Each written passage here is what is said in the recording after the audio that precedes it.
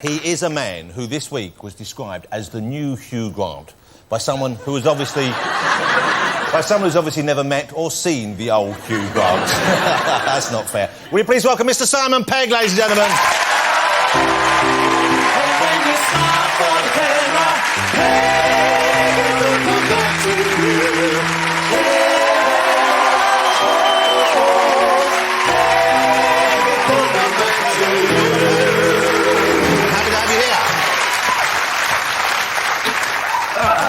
Yo, Simon, what's up? What's up? What's up? Huh?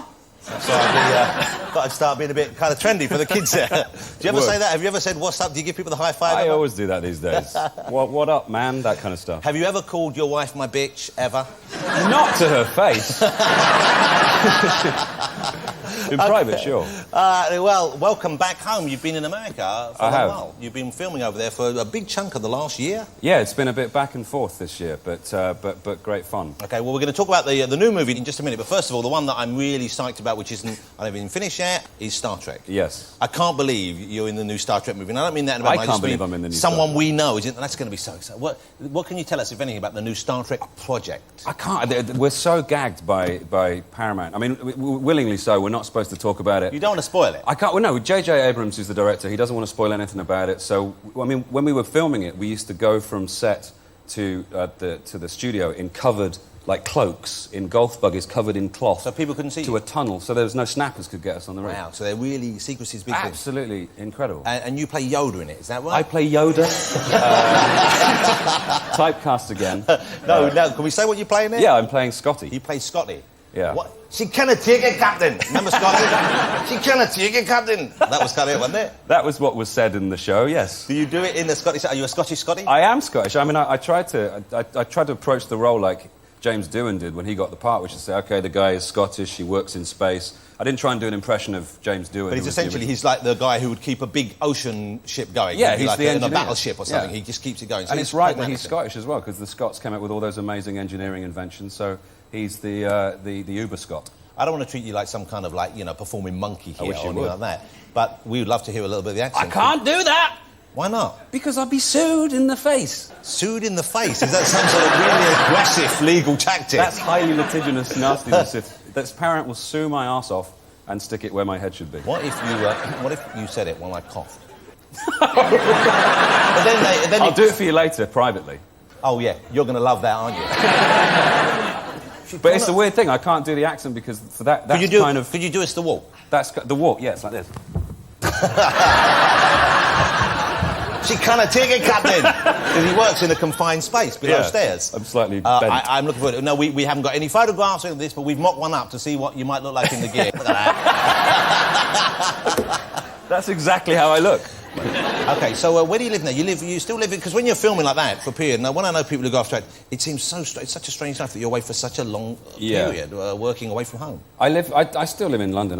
When I go to over there, I live with some friends in the San Fernando Valley. Well, that's nice. So you have people around you, not totally... Yeah, I don't like living in hotels. They drive me kind of crazy. OK, so you're over there for a large period of time working, and you enjoy being in the States. Do they know who you are now? Because I know Spaced has a lot of fans, but it wasn't a kind of big network here like it was over here. Yeah, well, we launched it in... Weirdly enough, because of Shaun of the Dead and Hot Fuzz, Spaced came out in America on DVD this year after 8 years. Wow, so it's a long and gap. Went to #2 in the Amazon charts and was huge, which was really nice, you know, to finally get that vindication. I'm curious as well because, you know, I love the show Spaced and I love the performances, I love the idea, where it was set. I also love the way it was shot by very talented Edgar Wright, of course.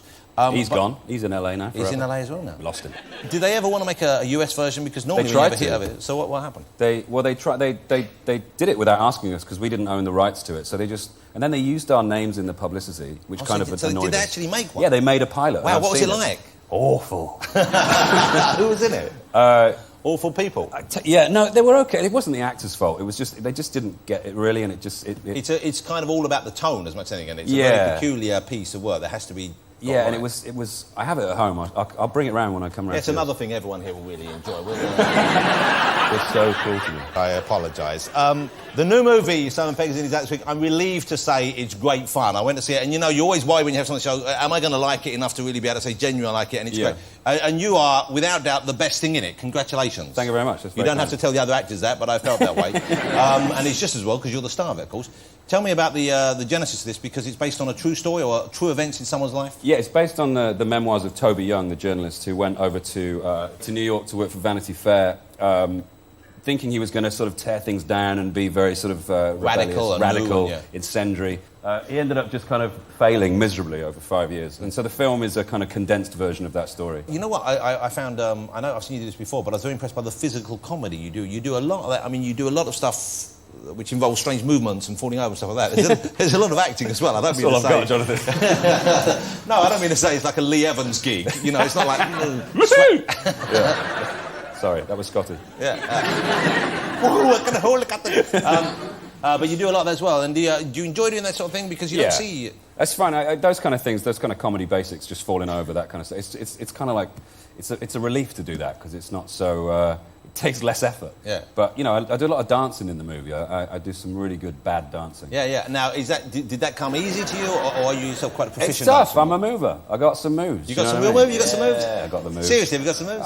I can boogie and break with the The rest thing of is, I don't like dance properly, but I've come to the conclusion I've got some moves. Really? Yeah, no. No, I'm not... If I'm, you know, okay, a lot. You know, I work out a lot, right? You do. You're when I'm in the fit man. when I'm in the gym, occasionally go down. I throw some moves. I like to dance in the gym. The other day I went down to work out. I just danced the whole time. Did you? Yeah, because it was like a great show I was watching. It was like a free show. What are you wearing? I was wearing a vest and I had some shorts on. That was about it. Go on. And I took my watch off because I was really throwing some moves, you know, and I didn't want to hurt my wrist. Of course. But man, I was throwing some... You need your wrist. Do you want to throw a move for me now, right now? Should we do a bit of dancing for some moves? You want we could do Come on, that. let's do a bit of dancing. Your microphone. My mic's Looking...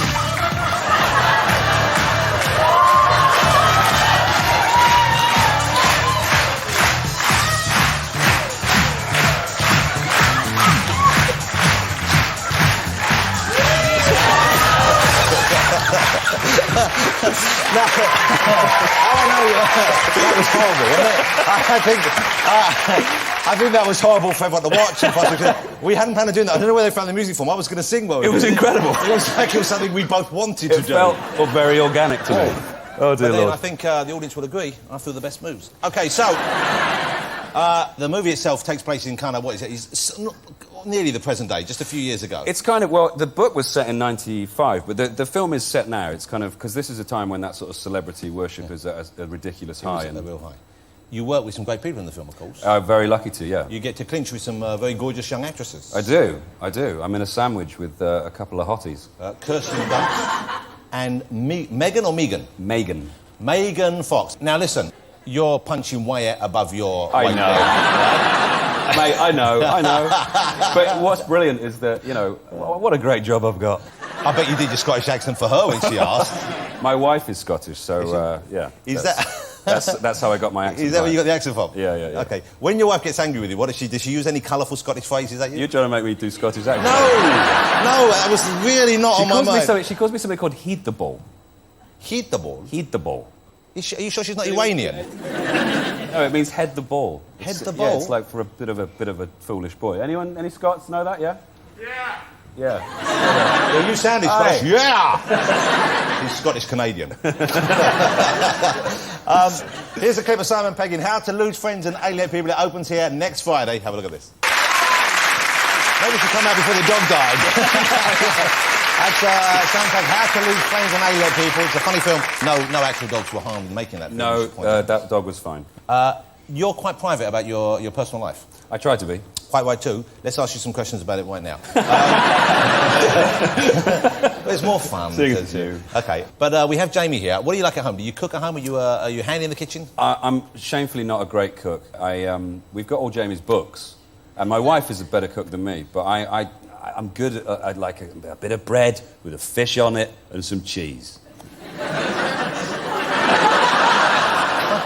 How dish is that? Fish and cheese? Fish bread cheese, you fool. Oh, we call it fishy cheese bread in my house. sorry. What kind of dish is that? Is it cooked or is it all raw? Yeah, you know, you put like some tinned fish on some toast. Tuna melts. Yes. I used to be good at like... A fish cheese bread? You're like some sort of idiot. You go in a restaurant and go, I want meat, spud cheese. That's exactly what I'm like. That's exactly what you're like all the time. I'm hopeless. I wish I was better, I really do. I kind of... Have you ever tried, though, to be better? Have you ever gone through a recipe book and tried to do a proper meal? Yeah, I have. I used to be good at cooking chilies and stuff, and I've, you know... This was your student days, I guess, was it? Yeah, when you of course. Yeah. But I watched Jamie's show and think, yeah, I can do that, that's pretty easy, and then I kind of... Well, Jamie, is it true? Just about anyone can cook if they just put their mind to it, isn't that right? Anyone. Yeah, and so you could teach Simon a few things, couldn't you? Easily. Have you ever cooked cheese fish bread, Jamie? Never. No. See? So you could teach something back in return. I'll teach him how to do it. OK, what about for your wife? Let's talk about this. When's your next wedding anniversary, roughly? July. July, OK. For next July, you've got ages. Why don't you learn to cook something really special for her, something she likes? You say she's Scottish? Yeah. Like a Mars bar in batter. I don't want to play the cliches here, but that's quite a romantic meal. It is. Okay. Or I could take her to a restaurant. Yeah. Maybe do something like that. You should learn it. But I know, if you want to learn, you could do it. Absolutely. It's far better to cook than it is to order in, I think, and that's something I should do more. Yeah, and you'd be healthy as well, although you look after yourself and look at things. A little, not as much as I was when I was doing Hot Fuzz, to be honest. Yeah, but you got in good shape for that, didn't you? Yes. That was a tremendous film. Wasn't the Hot Fuzz a great movie?